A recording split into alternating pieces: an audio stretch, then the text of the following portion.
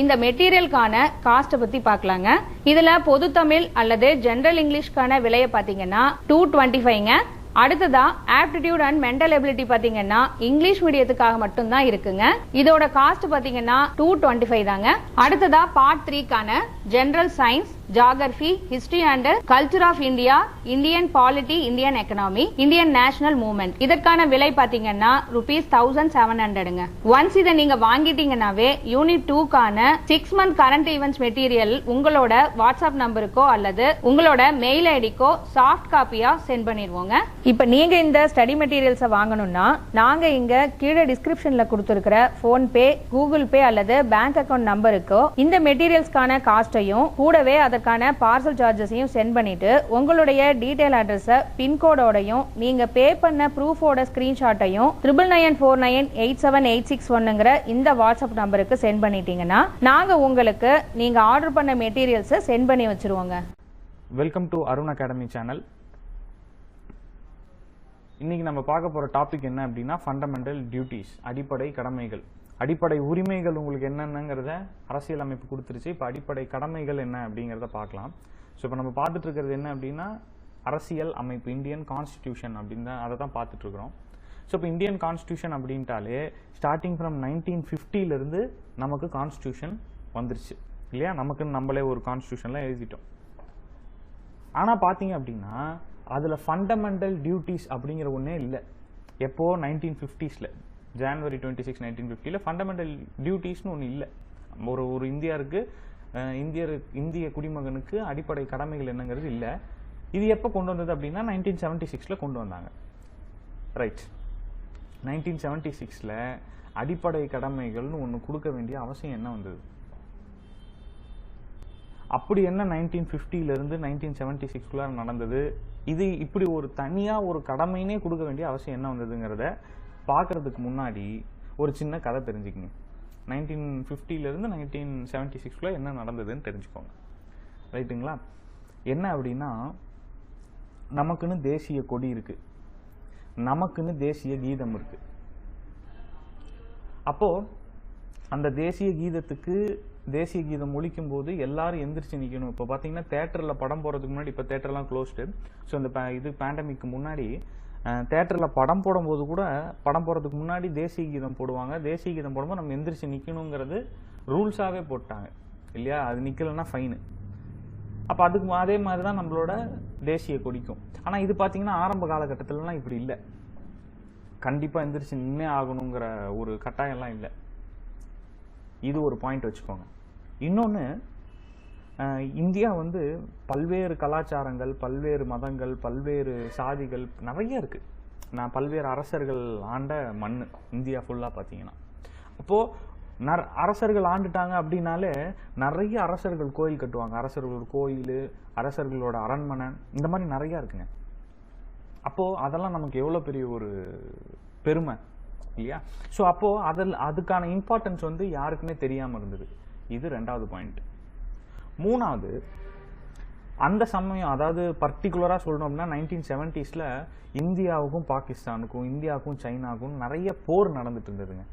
இந்த போர் நடக்கிறதுனால என்ன ஆகுது அப்படின்னா அதிக ஆட்கள் தேவைப்படுவாங்க, அதிக ஆட்கள். அதே மாதிரி ஒரு காலகட்டத்திலலாம் இந்தியா போர் ரொம்ப அதிகபட்சமாக போயிட்டு இருக்கும்போது குடும்பத்துக்கு ஒரு ஆண்மகன் இராணுவத்தில் சேரணும் அப்படின்லாம் நிறைய அழைப்பு வந்துச்சு. அப்போ அதை பெருசாக யாருமே இந்தியர்கள் அதை கண்டுக்கலையோ அப்படின்னு அப்போதைய அரசு அதை நினச்சது. சரிங்களா? இதுதான் இந்தியாவோட சிச்சுவேஷன். நல்லா தெரிஞ்சுக்கங்க. தேசிய கீதத்துக்கு இதெல்லாம் எந்திரிக்கிறது ஆரம்ப காலகட்டத்திலலாம் இல்லை. இப்போ தான் அது இவ்வளோ சீரியஸாக பேசிகிட்டு இருப்போம். ஆரம்ப காலகட்டத்தில் இல்லை. சரிங்களா? ஸோ அப்போது இந்திய அரசாங்கம் என்ன முடிவு பண்ணுச்சு அப்படின்னா இந்திய குடிமகனுக்கான கடமைகள் என்னன்னு அவங்களுக்கே தெரியலையோ அப்படின்னு முடிவு பண்ணி இவங்களுக்கு என்ன கடமைன்னு ஃபர்ஸ்ட் நம்ம சொல்லிடணும் அப்படின்னு சொல்லி தாங்க 1976 ஃபண்டமெண்டல் டியூட்டிஸ் அப்படின்னு ஒன்று கொண்டு வந்தாங்க. இதில் நீங்கள் தெரிஞ்சுக்க வேண்டியது என்ன அப்படின்னா ஃபண்டமெண்டல் டியூட்டிஸுங்கிறது ஆரம்ப காலகட்டத்தில் இல்லை. 1950s ஜனவரி 26 இல்லை. அதுக்கப்புறம் தான் கொண்டு வந்தாங்க. எப்போ கொண்டு வந்தாங்க, யாரால் கொண்டு வரப்பட்டது, என்ன கமிட்டி வச்சாங்க, இல்லை நம்ம கடமைகள்லாம் என்ன அப்படிங்கிறத கிளாஸில் போய் பார்க்கலாம். சரியா? வாங்க கிளாஸ்க்குள்ளே போகலாம். எஸ். ஃபர்ஸ்ட் பாயிண்ட் பாருங்க. 1976 காங்கிரஸ் கட்சி அடிப்படை கடமைகளில் அறிக்கை சமர்ப்பிக்க சர்தார் ஸ்வரன் சிங் குழுவை நியமித்தது. பாருங்க என்ன கட்சி அப்போ 1976 எந்த கட்சிங்க இருந்தது? காங்கிரஸ் கட்சி இருந்தது. இப்போ உங்களுக்கு ஒரு ஹோம்ஒர்க் தரேன், ஸ்டார்டிங்லேயே ஒரு ஹோம்ஒர்க் தரேன். நான் வந்து 1976 அடிப்படை கடமைகள் கொண்டு வரப்பட்டதுன்னு சொல்லிட்டேன், காங்கிரஸ் கட்சியால தான் கொண்டு வரப்பட்டதுன்னு சொல்லிட்டேன்.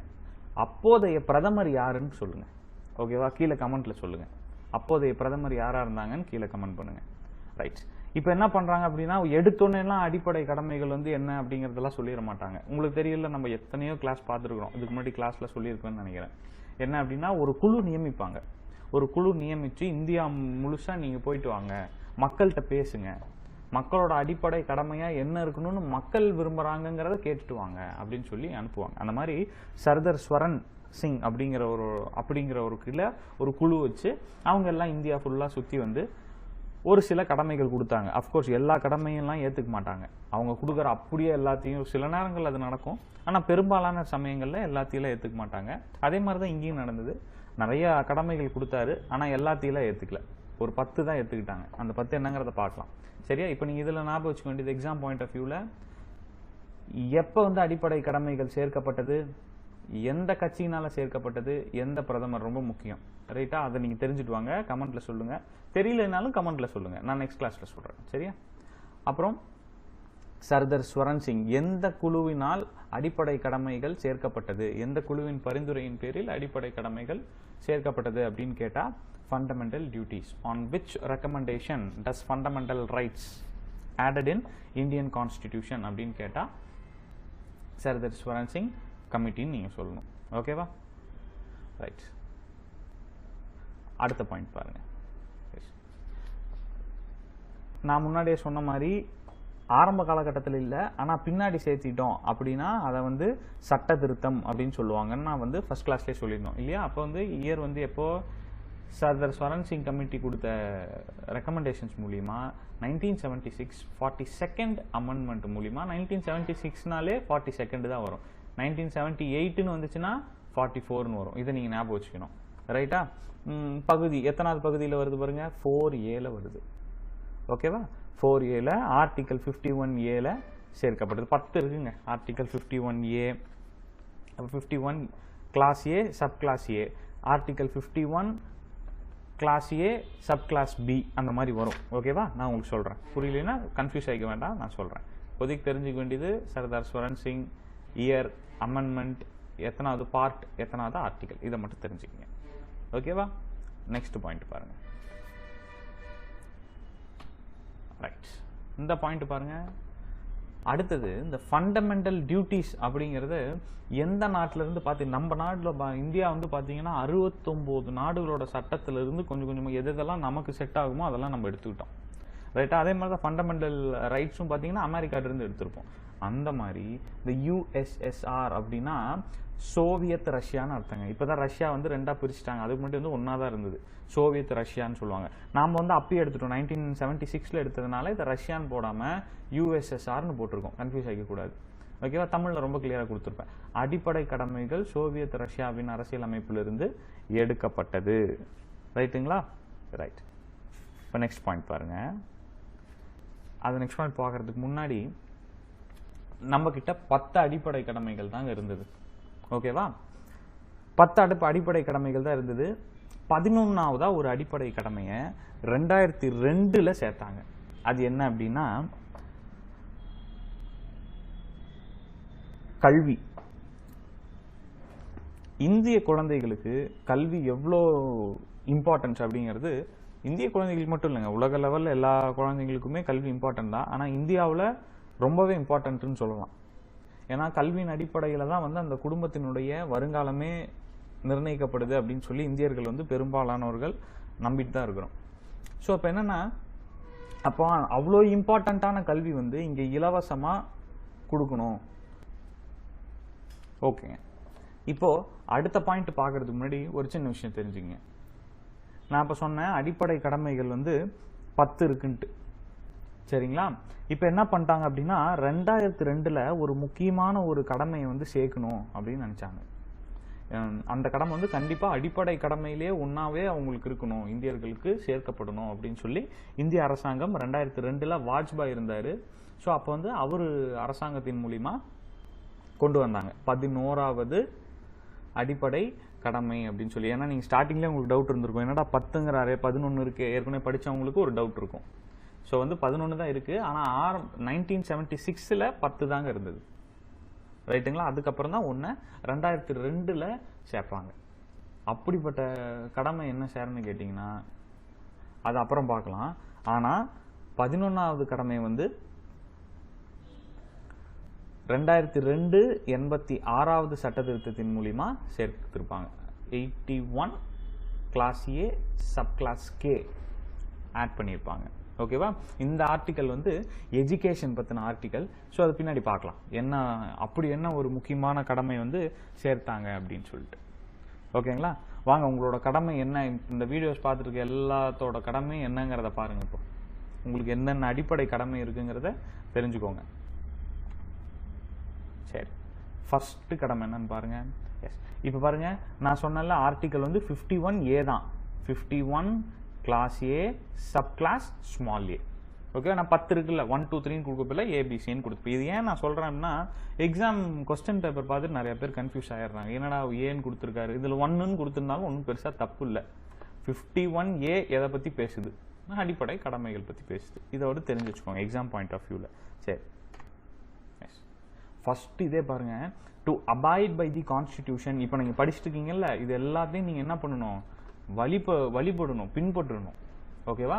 And respect national flag and national anthem. பாருங்க, ஃபர்ஸ்ட் உங்களோட அடிப்படை கடமையே என்னதுங்க, உங்களோட நேஷனல் ஆந்தம்க்கும் நேஷனல் ஃபிளாகுக்கும் கான்ஸ்டிடியூஷனுக்கும் நீங்கள் மரியாதை பண்ணணும். அதுதான் உங்களோட அடிப்படை கடமை. சார் இதெல்லாம் எதுக்கு சார் போடுறாங்க அப்படின்னா, இதை வச்சு சட்டம் உருவாக்குவாங்க. இதை கேள்வி கேட்க முடியாது, ஆனால் இதை வச்சு சட்டம் உருவாக்குவாங்க. பாருங்க, ஃபார் எக்ஸாம்பிள் வந்து தேசிய மரியாதை அவமதிப்பு சட்டம். ஸோ அஃப்கோர்ஸ் இது முன்னாடியே வந்துருச்சு, 1971 வந்துடும். ஆனாலும் கூட பார்த்தீங்கன்னா இதை வச்சும் சட்டம் உருவாக்குவாங்க. ரைட்டுங்களா? இதை சும்மா தெரிஞ்சுக்கங்க. ஃபர்ஸ்ட் ஆர்டிக்கல் என்னது, தேசிய கொடி மற்றும் தேசிய கீதத்திற்கு மரியாதை செலுத்தணும். இது ஃபர்ஸ்ட் ஆர்டிக்கல். செகண்ட் ஆர்டிக்கல் பாருங்க. எஸ், நம் நாட்டின் விடுதலை போராட்டத்தை தூண்டிய உயர்ந்த கொள்கைகளை பின்பற்றி போற்றுதல். இது வந்து செகண்ட் கடமை வந்து ரொம்ப ரொம்ப அழகான கடமை. ஏன் அப்படின்னா வேற எந்த நாட்டுக்குமே இல்லாத பெருமை வந்து அஃப்கோர்ஸ் வெளிநாட்டிலையும் இருக்கு, வேற நாட்டிலையும் இருக்கு. பட் ஆனால் நம்ம நாட்டுக்கு அது இன்னும் சிறப்பாகவே இருக்கு. என்ன அப்படின்னா நம்ம வந்து காந்தியடிகளோட வழிமுறைகளை பின்பற்றி நம்ம வந்தவங்க. சண்டை போட்டு வராம நாம் வந்து அகிம்சையின் வழியில யாரையுமே துன்புறுத்தாம நம்ம சுதந்திரம் வாங்கினது வந்து உண்மையிலேயே பெருமைப்பட வேண்டிய விஷயம்தான். ஸோ அந்த மாதிரியான உயர்ந்த கொள்கைகள், அடுத்தவர்களை துன்புறுத்தாம நம்மளோட உரிமைகளை நம்ம விட்டு கொடுக்காம போராடணும் அப்படிங்கிறது மாதிரியான உயர்ந்த கொள்கைகளை நம்ம என்ன பண்ணோம் அப்படின்னா பின்பற்றணும். நம்மளும் அதையவே ஃபாலோ பண்ணி நாமளும் வரணும். நம்ம போராட்டம் பண்றது எந்த விதத்தில் நம்ம போராட்டம் பண்றோம், எப்படி பண்றோம், இந்த மக்கள் வந்து நம்ம யாருக்கான விடுதலைக்காக இங்கே போராடிக்கிட்டு இருக்கிறோம் அப்படிங்கிறது எல்லாத்தையுமே நீங்க எல்லாருமே அந்த மாதிரியான விஷயங்களை வந்து பின்பற்றணும். ஓகேங்களா? இப்போ நெக்ஸ்ட்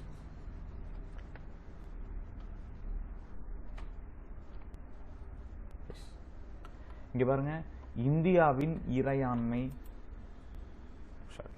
இந்தியாவோட இறையாண்மை, ஒற்றுமை மற்றும் ஒருமைப்பாடு. அதான் பாருங்க, சாவரனிட்டி, யூனிட்டி, இன்டெகிரிட்டியை நம்ம என்ன பண்ணணும், ப்ரொடெக்ட் பண்ணணும். நம்ம ஏற்கனவே பார்த்துருப்போம் 19 கிளாஸ் 1 சப் கிளாஸ் ஏ.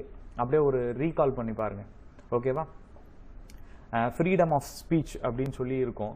இந்தியாவினுடைய இறையாண்மை வந்து பாதிக்கிற வகையில் வந்து கம்யூனிஸ்டுக்காரர் ஒருத்தர் பேசிடுவார் அப்படின்னு சொல்லி 1951 கேஸ் போட்டுருவாங்க. அப்போ உங்களோட அடிப்படை உரிமை கூட இந்தியாவை பாதிக்கக்கூடாது, இந்தியாவினுடைய இறையாண்மை பாதிக்கக்கூடாது. அப்போ என்ன பண்ணணும், அது உங்களோட அடிப்படை கடமை. நீங்க இந்தியாவினுடைய இறையாண்மை பாதிக்கிற மாதிரி இந்தியா விட்டு கொடுக்க கூடாது.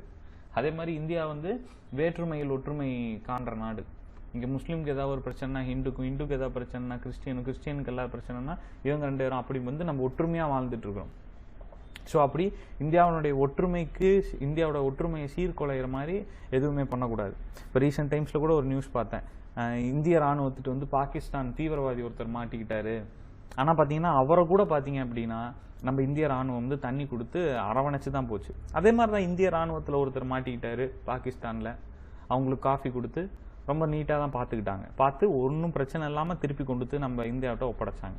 ஸோ அப்போ அந்த மாதிரி பார்த்தீங்க அப்படின்னா வெவ்வேறு நாடுகள்கிட்டயே நம்ம ஒற்றுமையை எதிர்பார்க்கும்போது இந்தியாவிலையும் அந்த ஒற்றுமையை கண்டிப்பாக பாதுகாக்கிறது நம்ம அடிப்படை கடமையாக தான் இருக்கணும். சாரி, இந்த இடத்துல ரைட்ஸ்ன்னு இருக்கு, ஸ்பெல்லிங் மிஸ்டேக் மாற்றிக்கோங்க. அடிப்படை கடமையாக இருக்கணும் அப்படின்னு சொல்லி நமக்கு வந்து நம்மளோட அடிப்படை கடமைகள் இருக்குது. 3 பார்த்துட்டோங்க. நேஷ்னல் ஃப்ளாக் ஒன்று பார்த்தோம், அதுக்கப்புறம் நம்ம சுதந்திரம் வாங்கின உயர்ந்த கொள்கைகளை பாதுகாக்கிறத பார்த்தோம், நம்மளோட இறையாண்மை ஒற்றுமை ஒருமைப்பாட்டை காப்பாற்றுறதை பற்றி பார்த்தோம். சரி, இப்போ அடுத்து என்னன்னு பாருங்க. நான் சொன்னேன் இல்லையா 1970 போர்லாம் வந்தது அப்படின்ட்டு, யாரும் போகல அப்படின்னு சொன்ன பார்த்தீங்களா. ஸோ இப்போ அது பார்த்தீங்கன்னா இது வந்து உங்களோட அடிப்படை கடமை. உங்கள் நாட்டில் ஏதாவது ஒரு பிரச்சனைனா நீங்கள் தான் போய் அதுக்கு நின்று போராடணும். ஓகேவா? அதை தான் சொல்லியிருக்காங்க. To defend the country and render national service when called upon to do so. நாட்டை பாதுகாக்கிறதுக்காக அது பார்த்தீங்க அப்படின்னா நான் ஏற்கனவே சொன்னேன் இல்லையா, நம்ம 1970s வந்து போர் வந்தது, குடும்பத்தில் ஒரு ஆண் மகன் போய் போர் பண்ணணும்னு சொல்லி கம்பல் பண்ணி கூட்டு போனாங்க அப்படின்னு சொன்னேன் இல்லையா. ஸோ இப்போ இதெல்லாம் வந்து நம்மளோட அடிப்படை கடமை அப்படின்னு சொல்லி நம்ம மக்களுக்கு தெரியணும். ஸோ அதான் பார்த்தீங்க அப்படின்னா 51 class A sub class D. டீனா பார்த்தீங்க அப்படின்னா டிஃபெண்டுன்னு ஞாபகம் வச்சுக்கோங்க. ஓகேவா?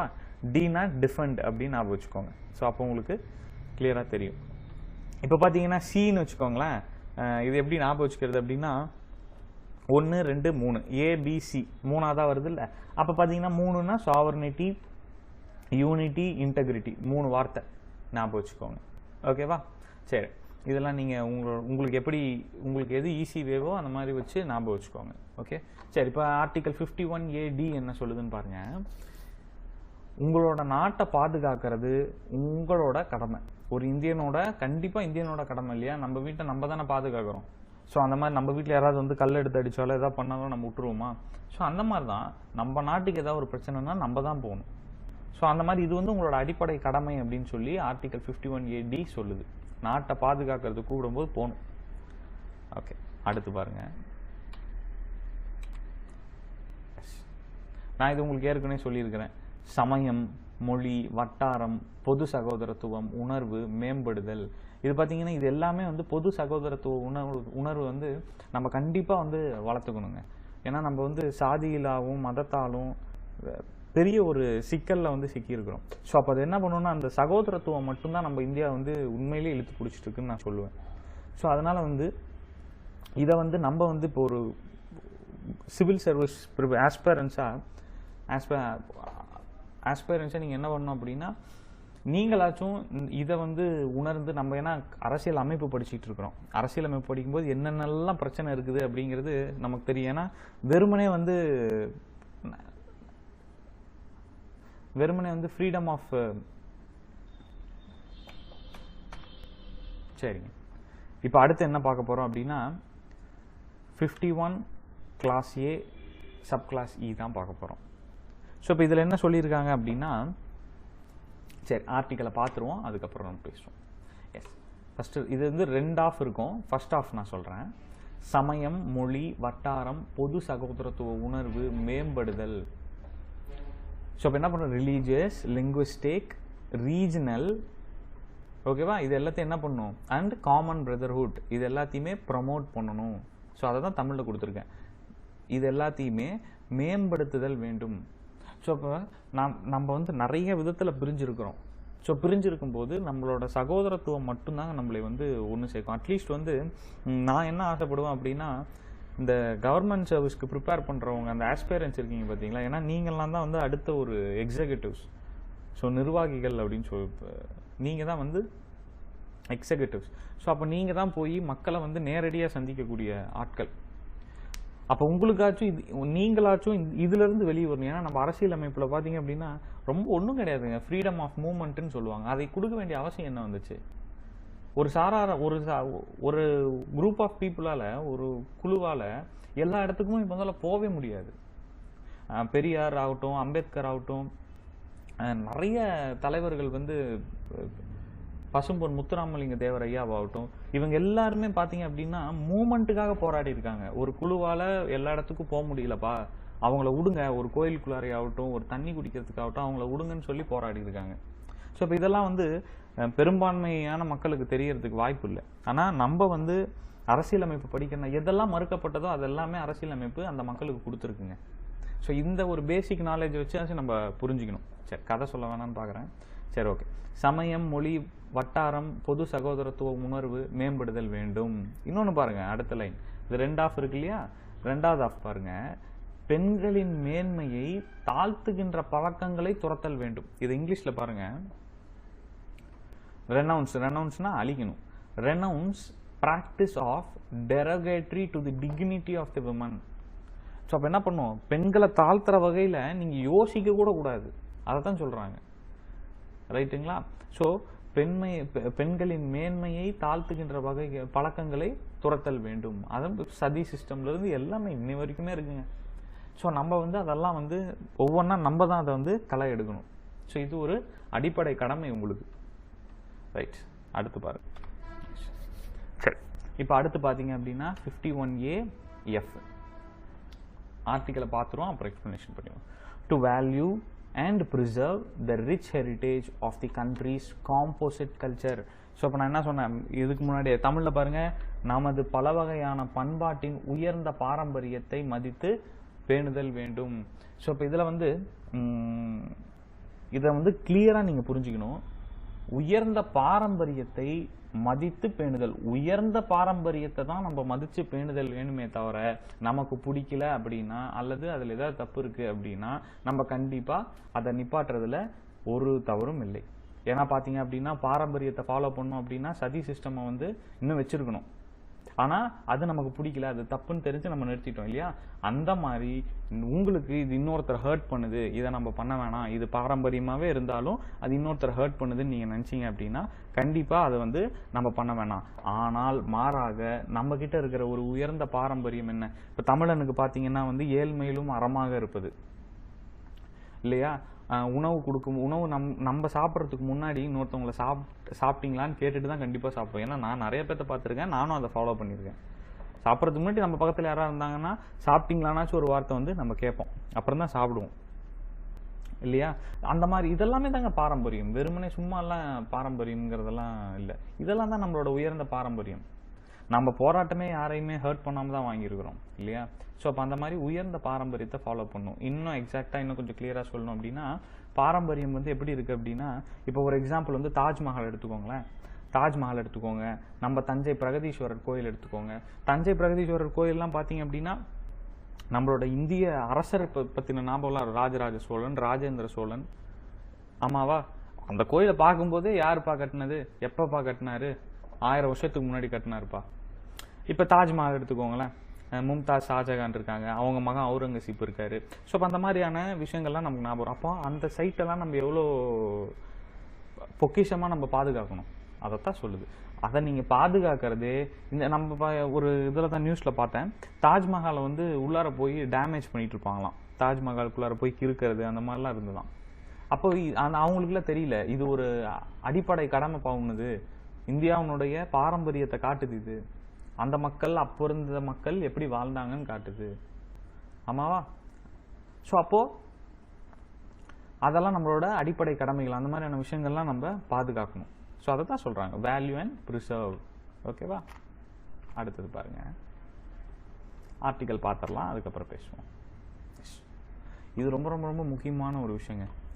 To protect, improve the natural environment such as forest, lake, river, wildlife and to have compassion for living creature. இப்போ இங்க பாருங்களேன், and to have compassion for living creature. இப்போ இந்த ஆர்டிக்கலுக்கும் நமக்குமே ஒரு சம்பந்தம் இருக்கு, தமிழ்நாட்டில் இருக்கக்கூடிய மக்களுக்குமே ஒரு சம்பந்தம் இருக்கு. என்னன்னா பாருங்களேன், வாழும் உயிரினங்களுக்கு இரக்கம் கொள்ளுதல். இதை வச்சுதான் ஜல்லிக்கட்டு பிரச்சனை வந்துச்சு பாத்தீங்களா?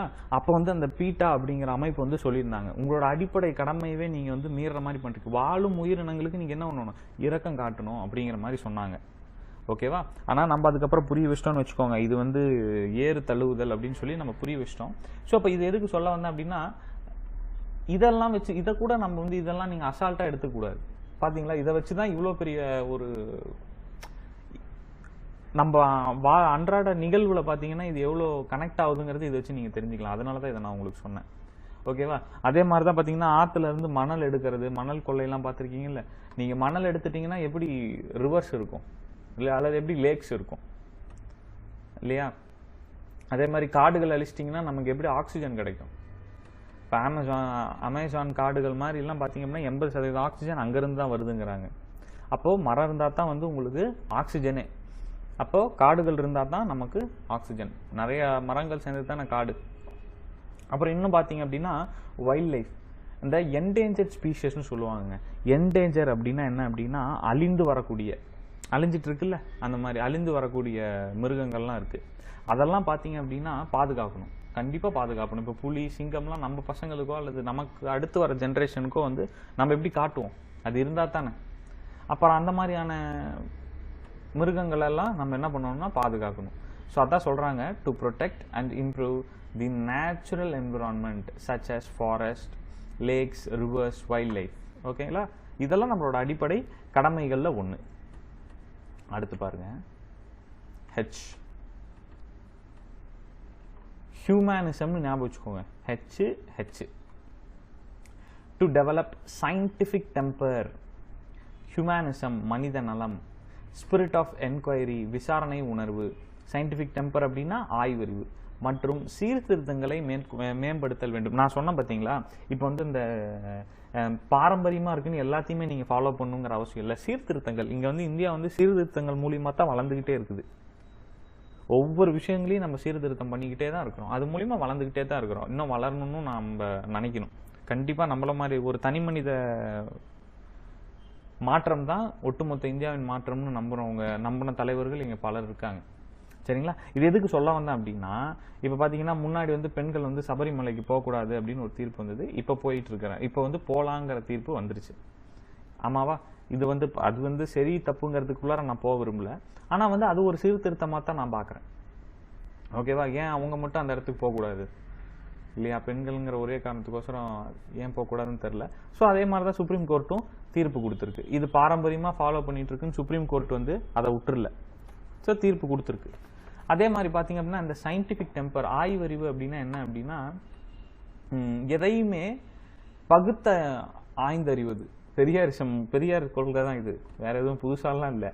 இப்போ நீங்க வந்து விவசாயம் பண்றீங்க அப்படின்னா அதை சயின்டிஃபிக்கா பண்ணுங்க, ஆர்கானிக்கா பண்ணுங்க இல்லையா? ஸோ பாரம்பரியமா ஃபாலோ பண்ணிருக்கிறதே எல்லாம் வேண்டாம், சயின்டிஃபிக்கா பண்ணுங்க. எப்படியெல்லாம் நம்ம வந்து அதிகமா அதை ப்ரொடியூஸ் பண்ண முடியுங்கிறத பாருங்க. அதே மாதிரி இதுல வந்து பாத்தீங்க அப்படின்னா அடிப்படை கடமைகள்ல சயின்டிஃபிக் டெம்பருக்கு அடுத்ததே ஹியூமனிசம். தம்பி சயின்டிஃபிக் டெம்பரா பண்ணுங்க, பிரச்சனை கிடையாது. அவங்க நீங்க வந்து ஆராய்ஞ்சு பண்ணுங்க, அதுல பிரச்சனை கிடையாது. ஆனா மனித நலம் பாதிக்காத வகையிலையும் பண்ணணும். ஸோ அரசியல் கடமைகள் பாருங்க எவ்வளவு தெளிவா ஒரு குசும்புத்தனமா எழுதியிருக்காங்க. ஆய்வறிவு ரைட்டு தான், நீங்க வந்து என்ன ஆலைகள் வேணாலும் ஓபன் பண்ணிக்கோங்க, என்ன கம்பெனிஸ் வேணாலும் ஓபன் பண்ணிக்கோங்க, அது மனித நலத்தை பாதிக்காத வகையில் இருக்கணும். ஸோ அதான் பார்த்தீங்க அப்படின்னா ஆய்வறிவு, மனித நலம், விசாரணை உணர்வு, எதையுமே டப்புன்னெல்லாம் ஒத்துக்கூடாது, எதையுமே அவங்க சொல்றாங்க அப்படிங்கிறதுக்கோசரம்லாம் செய்யக்கூடாது. சாதி அப்படிங்கிற ஒரு விஷயம் இருக்கு, பாரம்பரியமா 2000 வருஷமா இருக்கு, ஏன் அது 5000 வருஷமா கூட இருக்கட்டும், அது டக்குன்னெல்லாம் ஒத்துக்க கூடாது. நீங்க அதை ஒத்துக்கவே கூடாது, அடுத்த அது வேற விஷயம். பட் ஆனா இன்ஃபேக்ட் இருந்தாலும் கூட நீங்க வந்து அதை வந்து அனலைஸ் பண்ணணும், விசாரணை உணர்வு வேணும் உங்களுக்கு. இதனால யாரெல்லாம் பாதிக்கப்படுறா, எத்தனை ஆண்டு காலமா பாதிக்கப்பட்டு இருக்காங்க அப்படின்னு தெரிஞ்சிட்டாலே எனக்கு தெரிஞ்சு முக்கால்வாசியான ஆட்கள் வந்து மாறிடுவோம்னு தான் நினைக்கிறேன். ஸோ ஓகே, அதுக்குள்ள போவேணாம். ஸோ இதுதான், இதெல்லாமே ஒரு கடமைங்க. ஏன்னா இந்த வார்த்தையெல்லாம் நீங்க ஈஸியா எடுத்துக்கூடாதுங்கிறதுக்கோசம் தான் நான் ஒவ்வொரு வார்த்தைக்குமே எக்ஸாம்பிள் சொல்லிட்டு இருக்கேன். ஓகேவா? ஸோ இது ஆர்டிகல் பாருங்க 51A(H) வந்து scientific temper, humanism, spirit of enquiry and reforms, அதாவது வளர்த்தணும். அடுத்து பாருங்க I 51A I என்னன்னு பாருங்க. To safeguard public property and to eliminate violence. நம்ம வந்து வன்முறையை திறந்துடணும். இன்னொன்று என்னன்னா, இந்த பொது சொத்துக்கு வந்து பாகம் விளைவிக்க கூடாது. ஓகேங்களா? இது இன்னொருத்தரோட பொது சொத்து அப்படின்னா, பப்ளிக் ப்ராப்பர்ட்டி அப்படின்னா இன்னொருத்தரோட சொத்துன்னு வச்சுக்கோங்களேன், அல்லது வந்து கவர்மெண்ட் ப்ராப்பர்ட்டின்னு வச்சுக்கோங்களேன். பப்ளிக் அப்படின்னாலே கவர்மெண்ட் தான் முக்கால்வாசி. அப்போ கவர்மெண்ட்டோட பொருள் எல்லாத்தையுமே நீங்க பாதுகாக்கணும். இது உங்களோட கடமை தானே. இப்போ கவர்மெண்ட் பஸ் இருக்கு, நம்ம போயிட்டு உட்காந்துட்டு சீட்டை கிழிக்கிறது இல்லையா, பெயிண்ட்டை சுரண்டுறது, இந்த மாதிரியான விஷயங்கள்லாம் இருக்கக்கூடாது. ஏதாவது பிரச்சனைனா அந்த பஸ்ஸை உடைக்கிறது, இதெல்லாமே இருந்தது. இதெல்லாம் வந்து பண்ணக்கூடாதுங்கிறது தான் நம்மளோட அடிப்படை கடமை. ஸோ இதெல்லாம் நம்ம கண்டிப்பாக இதெல்லாம் எல்லா மக்களும் தெரிஞ்சுக்கணும். To safeguard public property and to eliminate violence. So இதுதான் இந்த 51A(I). அடுத்து ஜே பாருங்க. இது ரொம்ப அழகான ஒரு ஆர்டிக்கல் தான். To work towards excellence of individual so that national constantly rises to higher level. நீங்க முன்னேறதின் மூலியமா இந்த நாடு தானாக வளரும். ஓகேவா? ஒரு தனி மனிதன் என்ன பண்ணணுங்க, எக்ஸலன்ஸை நோக்கி முன்னேறணும். நான் கண்டிப்பா வந்து நம்ம என்ன தொழில் வேணா செய்யலாம். ஓகேவா? காந்தியடிகள் சொல்ற மாதிரி கழிப்பறை கூட நீங்க கழுவலாம், கழிப்பறை கழுவலாம், அதுல வந்து தப்பே கிடையாது. காந்தியடிகளும் அதை தான் செஞ்சுட்டு இருந்தார். நம்ம நாட்டினுடைய தலைவரே அதுவாகத்தான் இருந்தார். புரியுதுங்களா? நம்ம என்ன தொழில் செய்யறோங்க அது முக்கியமே கிடையாதுங்க. நம்ம செய்யற தொழில்ல நாம எவ்வளவு தூரம் அதை இன்வால்வ்டா, எவ்வளவு தூரம் அதை முன்னேற்ற நிலையில கொண்டு போறோம் அப்படிங்கிறது தான் முக்கியம். ஓகேவா? அப்ப என்ன அப்படின்னா, நீங்க அப்படி பண்ணிட்டீங்கன்னு வச்சுக்கோங்களேன், கண்டிப்பா இந்த நாடு ஆட்டோமேட்டிக்கா ஹையர் லெவலுக்கு போயிடும். முதன்மை நிலையை நோக்கி தனி மனித செயல்பாட்டின் மூலம் நாடு உயர்நிலை பெற உழைக்க வேண்டும். ரைட்டுங்களா? இது வந்து 51A(J). ரைட்.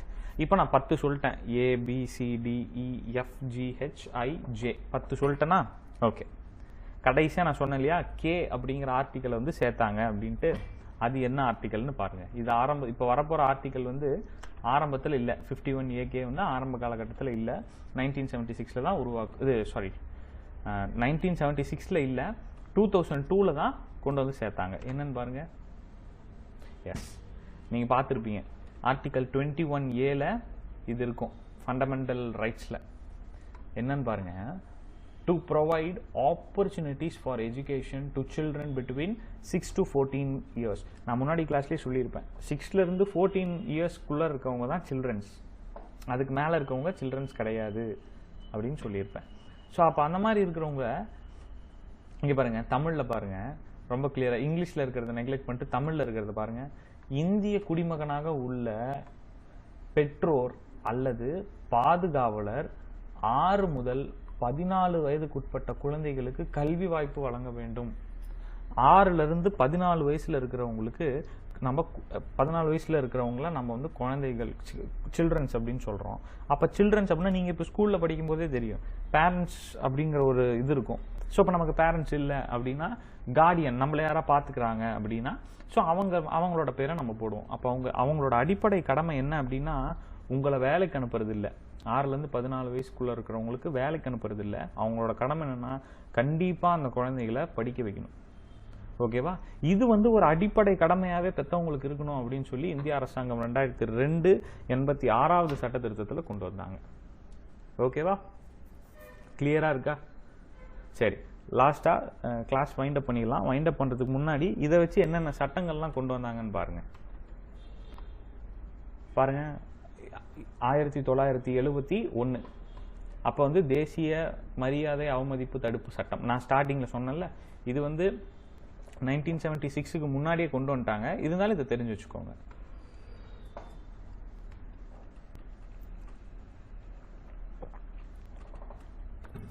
அடுத்து பாருங்க, protection of civil rights act 1955. அப்புறமேட்டு த அன்லாஃபுல் ஆக்டிவிட்டீஸ் ஆக்ட் 1967. இது அன்லாஃபுல் ஆக்டிவிட்டீஸ் என்ன அப்படின்னா பாருங்க, கம்யூனல் ஆர்கனைசேஷன், அதாவது ஒரு மதத்தை வச்சு நீங்க வந்து அரசியல் பண்ணக்கூடாது. எந்த ஒரு மதத்தை வச்சுமே நீங்க அரசியல் பண்ணக்கூடாது. ரைட்டுங்களா? அடுத்து சட்டவிரோத செயல்பாடுகள் தடுப்பு சட்டம். அதாவது என்னன்னா, வகுப்புவாத அமைப்பு வந்து சட்டவிரோதமானது அப்படின்னு இந்த சட்டத்தின் மூலியமா சொல்லியிருந்தாங்க.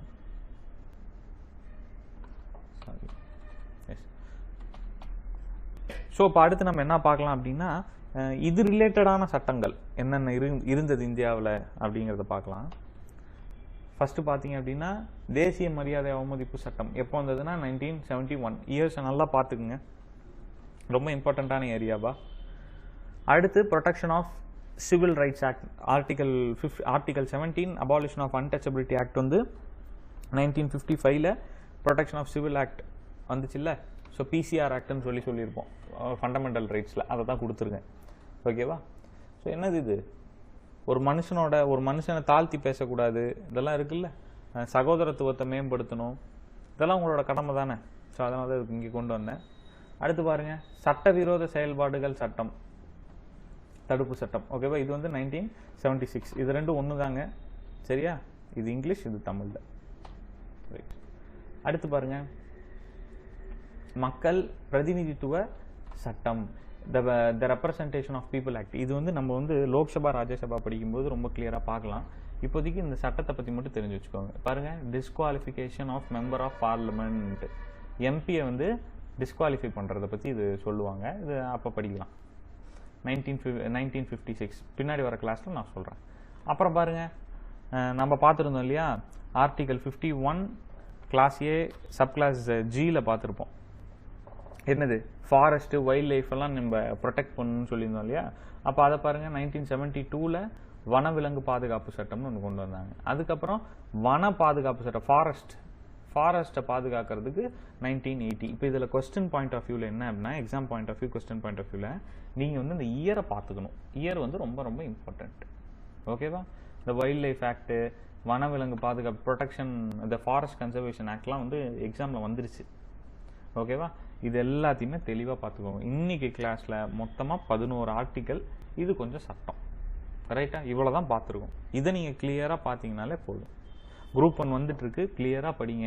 வெவ்வேறு கிளாஸுமே இன்னும் அருண் அகாடமியில் போயிட்டுருக்கு இல்லையா. ஜாகிரபி கிளாஸ் வந்தாச்சு, ஹிஸ்ட்ரி கிளாஸ் வந்தாச்சு. இன்னமுமே கிளாஸ் ஓப்பன் பண்ணலன்னு வேஸ்ட் பண்ணிட்டு இருக்காதீங்க டைமை.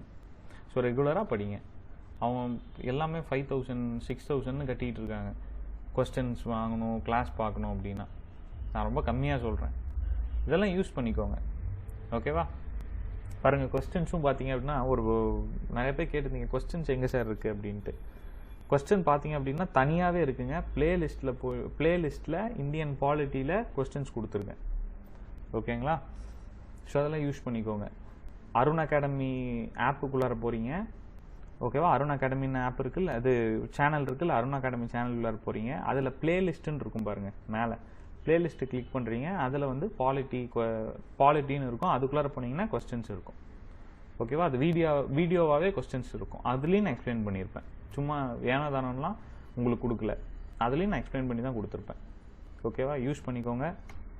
ஸோ இன்னைக்கு கிளாஸை வைண்ட் அப் பண்ணிக்கலாம். தேங்க்யூ ஃபார் வாட்சிங் அருண் அகாடமி சேனல்.